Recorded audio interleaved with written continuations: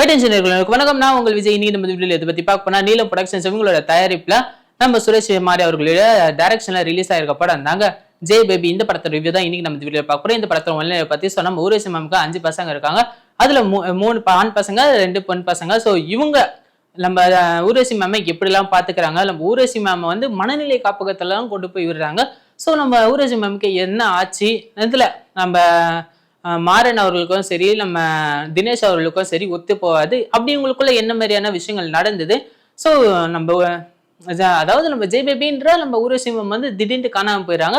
So இவங்களை தேடி உங்களுடைய பசங்க வந்து போறாங்க. அதாவது நம்ம மாறன் அவர்களும் தினேஷ் அவர்களும் கடைசியில நம்ம ஊரேசி மேம் கண்டுபிடிச்சாங்களா இல்லையா, நம்ம ஊரேசி மேமுக்கு என்னதான் பிரச்சனை, எதுக்காக நம்ம தினேஷ் அவர்களும் மாறன் அவர்களும் சண்டை போட்டு இருக்காங்க, எதனால இவங்களுக்குள்ள ஒரு பேச்சுவார்த்தையே இல்லாம இருக்கு அப்படின்றதுதான் இந்த படத்தோட ஒன்லைனர். அதாவது இது வந்து ஒரு உண்மையான சம்பவத்தை பேஸ் பண்ண படம்.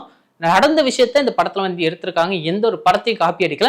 உண்மையா நடந்த ஒரு சம்பவத்தை தான் வச்சு எடுத்திருக்காங்க. இதுல உண்மையா சொல்ல போனா நம்ம தினேஷ் அவர்களை பத்தி கண்டிப்பா சொல்லி அவனுங்க.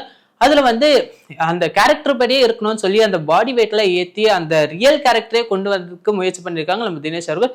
அந்த விதத்துல இவருடைய ஆக்டிங் சரி, பர்ஃபார்மன்ஸ் சரி நல்லாவே கொடுத்திருக்காரு. அதே டைம் நம்ம மாறன் அவர்களும் பாத்தீங்கன்னா அவர் கொடுக்குற ஒவ்வொரு டைமிங் கவுண்டருமே செம்மையா இருந்துச்சுங்க. அதாவது ஒரு விஷயத்த சொல்லும் போது அவர் கொடுக்குற அந்த கவுண்டருக்கு எல்லாருமே சிரிச்சு என்ஜாய் பண்ற மாதிரியான ஒரு விஷயத்த வந்து நம்ம மாறன் அவர்கள் வந்து கொடுத்துருக்காங்க. நம்ம தினேஷ் அவர்களுக்கும் மாறன் அவர்களுக்கும் ஒரு சின்ன சண்டை இருக்கும். ஸோ அந்த விஷயத்துல நம்ம பார்க்கும்போது அவங்க பாடுற சண்டை ஒரு உண்மையா நல்லாவே இருந்தது. ஸோ அந்த டைமிங் கவுண்டர் அதெல்லாம் சேர்த்து இவங்களுக்குள்ள நடக்கிற அந்த சண்டைகள் எல்லாமே விறுவிறுப்பா கொண்டு போச்சு. அது தாண்டி நம்ம ஊர்வசி மேமுக்கு என்ன பிரச்சனை அப்படின்றதையும், நம்ம ஊரேசி மேம் செய்யற ஒவ்வொரு விஷயத்துல இருக்க சேட்டை எல்லாமே வந்து செம்மையாவே கொடுத்துருக்காங்க. நம்ம சின்ன வயசுல இருந்தே பார்த்துட்டு இருக்கோம். நம்ம ஊரேசி மேம் வந்து அவங்க அப்பயே வந்து காமெடியிலலாம் பின்னி பெடல் எடுப்பாங்க. ஸோ இப்பயும் பார்த்தீங்கன்னா அந்த ஃபன் ட்ராக்கா இருக்கட்டும், ஒரு விஷயத்த சொல்றது எமோஷன்ஸா இருக்கட்டும், இது எல்லாத்துலயுமே வந்து நம்ம ஊரேசி மேம் வந்து நல்லாவே பண்ணியிருக்காங்க. இந்த படத்துல ஃபர்ஸ்ட் ஆஃப் பத்தி சொன்னோம்னா, நம்ம ஊரேசி மேம் வந்து காணாம போற விஷயம் அவங்க பசங்களுக்கு தெரிய வருது. போலீஸ் வந்து நீங்க வந்து உங்க அம்மாவை எங்க இருந்தாலும் தேடி கண்டுபிடிச்சு கொண்டு வந்து இங்க நிறுத்தி நீங்க கண்ணில் காட்டணும் அப்படின்னு வந்து போலீஸ் ஸ்ட்ரிக்டா சொல்லிடுறாங்க.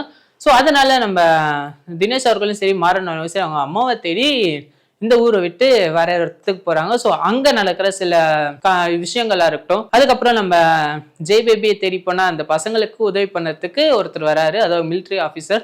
ஸோ அவர் பண்ற உதவியால இவங்க அந்த இடத்த எப்படிலாம் சர்வே பண்றாங்க, அவங்க அம்மாவை கண்டுபிடிக்க எந்த அளவுக்குலாம் முயற்சி பண்றாங்க அப்படின்றத ஃபர்ஸ்ட் ஆஃப் இருக்குமே என்டர்டைமிங்காகவும் நல்ல விஷயமாவும் சொல்ல வந்திருக்காங்க. ஸோ அதே டைம்ல நம்ம தினேஷ் அவர்களுடைய ஒய்ஃப் வந்து பிரெக்னெண்டா இருப்பாங்க. ஸோ பிரெக்னன்சி டைம்ல எப்பயுமே ஒய்ஃப் கூட இருக்கணும்னு தான் நினைப்பாங்க. ஆனா அந்த டைம்ல தான் அம்மா நம்ம கூட இல்லையன்னு சொல்லி அவங்கள தேடி கண்டுபிடிக்கிறதுக்காக நம்ம தினேஷ் அவர்கள் போவாரு. ஸோ இந்த குடும்பத்தை பொறுத்தவரை நம்ம தினேஷ் அவர்களை தான் வந்து முக்கியமான ஆளா மதிப்பாங்க. நம்ம மாறன் அவர்களை அவ்வளோவா மதிக்க கூட மாட்டாங்க. ஏன்னா இவர் வந்து தண்ணி அடிச்சுட்டு ஒரு கேஷுவலா இருப்பாரு. ஸோ நம்ம தினேஷ் அவர்கள் வந்து பொறுப்பாகவும் நல்லபடியா இருக்கிறதா, குடும்பத்துக்கு ஒன்று தான் ஓடி வந்து நிற்கிற ஒரு பையனா இருக்கனால எல்லாருமே வந்து தினேஷ் அவர்கள் வந்து சொல்லுவாங்க. ஸோ நம்ம மாறன் அவர்களுக்கு அதனாலே கொஞ்சம் ஈகோ இருக்கும். நம்மளை விட்டுட்டு நம்ம சின்ன பையனை வச்சு நம்மளை அசிங்கப்படுத்துறாங்கன்னு சொல்லிட்டு நம்ம மாறன் அவர்களுக்கு தினேஷ் மேலே ஒரு சின்ன கோவம் இருக்கும். ஸோ இப்படியே வந்து ஃபர்ஸ்ட் ஆஃப் வரைக்கும் போயிடுது. செகண்ட் ஆஃப்ல தான் நம்ம தினேஷ் அவர்களுக்கு அழகான ஒரு பெண் குழந்தை பிறக்குது. ஸோ அதுக்கப்புறம் அவங்க அம்மா கிடைச்சாங்களா இல்லையா அப்படின்றதையும் நம்ம தினேஷ் அவர்களுக்கும் அவருடைய அண்ணனுக்கும் இந்த பிரச்சனை முடிஞ்சுதா இல்லையான்னு அந்த டிராவலிங் செகண்ட் ஹாஃப்லயும் தொடர்ந்து போயிட்டு ஒரு காமெடியாகவும் ஒரு என்டர்டைமிங்காகவும் சொன்ன விஷயங்கள் நல்லாவே இருந்தது. கிளைமேக்ஸ் எதிர்பார்க்காத மாதிரி நல்லாவே கொடுத்துருந்தாங்க. ஃபைனலாக இந்த படம் வந்து ஒரு ட்ரூ ஸ்டோரின்றது காட்டி இந்த படத்தை சம்பந்தப்பட்ட அந்த உண்மை கதைக்கான அந்த பர்சன்ஸ் எல்லாருமே காட்டி இந்த படத்தை வந்து முடிச்சிருந்தாங்க. அது ரொம்ப நல்லா இருந்தது.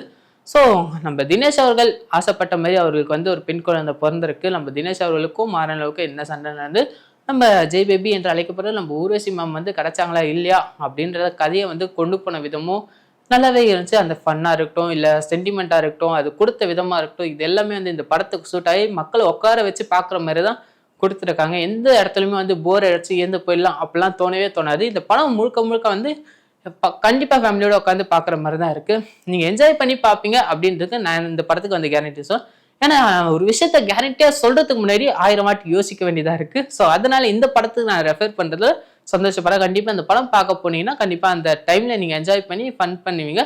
ஸோ அதுக்கு நான் கேரண்டி தரேன். இந்த படத்துல நடிச்ச எல்லாருமே அவங்களோட ஆக்டிவிட்டிஸும் சரி, பர்ஃபார்மன்ஸும் சரி ரொம்ப நல்லாவே கொடுத்துருக்காங்க. அப்புறம் இந்த படத்தோட டைரக்டர் சுரேஷ் மாறன் அவர்கள் வந்து இந்த படத்தை எடுத்துட்டு போற விதமும் சரி, அந்த உண்மை சம்பவத்தை பேஸ் பண்ணி நம்ம எந்த அளவுக்கு வந்து நகைச்சுவை கலந்து கொடுத்து மக்களை பார்க்க வைக்க முடியும் அப்படின்றதுல ஃபோக்கஸ் பண்ணி நல்லாவே எடுத்திருக்காரு. இந்த படத்தை மக்கள் என்ஜாய் பண்ணி பார்க்கணும் அப்படின்னு மட்டும் இல்லாம ஒரு உமன்ஸுக்கான ஒரு நல்ல விஷயங்களும் சொல்லியிருக்காங்க. ஒரு அம்மா தான் பசங்களை பெத்தெடுக்கும் போது எவ்வளவு சந்தோஷப்படுறாங்களோ, அவங்க வளர்க்கும் போது எவ்வளவு சந்தோஷப்படுறாங்களோ, அவங்க வாழ்நாள் முடியும் போது அந்த சந்தோஷத்தோடய அவங்க இறக்கணும்னு ஆசைப்படுவாங்க. ஸோ இதை நம்ம அவங்களுக்கு கொடுத்தா அவங்க வாழ்க்கை ஃபுல்லாவே நமக்காக என்னென்ன அர்ப்பணிச்சாங்களோ அது நம்ம அவங்களுக்கு திருப்பி கொடுக்குற மாதிரி இருக்கும்.